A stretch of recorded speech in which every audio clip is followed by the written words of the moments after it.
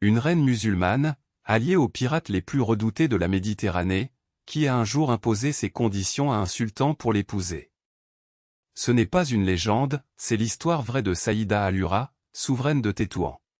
Née vers 1485 dans le royaume de Grenade, elle appartient à une famille noble musulmane. En 1492, la Reconquista chasse sa famille d'Espagne. Réfugiée au Maroc, il s'installe à Chefchaouen, où la jeune Saïda grandit et reçoit une éducation soignée.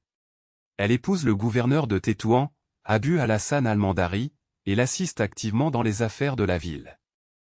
À la mort de son mari, au début du XVIe siècle, elle lui succède comme gouverneur. On la surnomme alors Allura, la femme libre.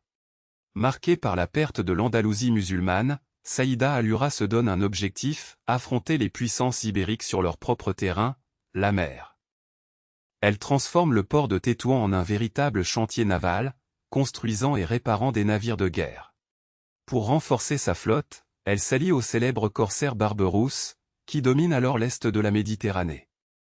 Ensemble, ils se répartissent le théâtre naval, lui à l'est, elle à l'ouest, contrôlant notamment le détroit de Gibraltar.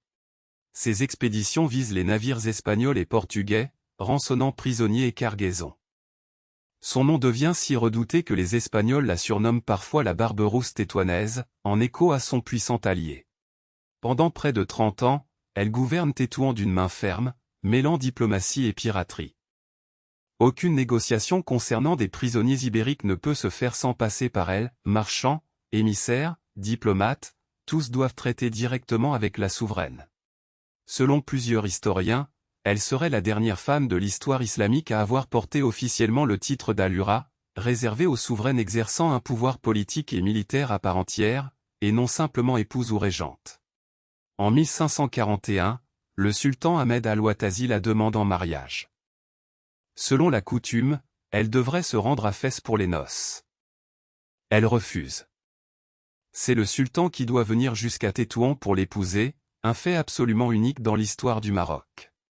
Mais un an plus tard, en 1542, elle est renversée par son propre beau-fils, trahi par un demi-frère allié aux Portugais. Déchue du pouvoir, elle se retire à Chefchaouen, la ville de son enfance, où elle finira ses jours. Contrairement à d'autres grandes figures féminines de l'histoire marocaine, Saïda Allura reste aujourd'hui relativement peu connue, y compris au Maroc. Aucun écrit de sa main ne nous est parvenu, son histoire nous vient presque uniquement des récits d'autres témoins. Une reine qui négociait d'égal à égal avec les plus grandes puissances de son temps, sur terre comme sur mer, et dont le nom mérite d'être bien mieux connu qu'il ne l'est aujourd'hui. C'est ça, l'histoire de Saïda Allura.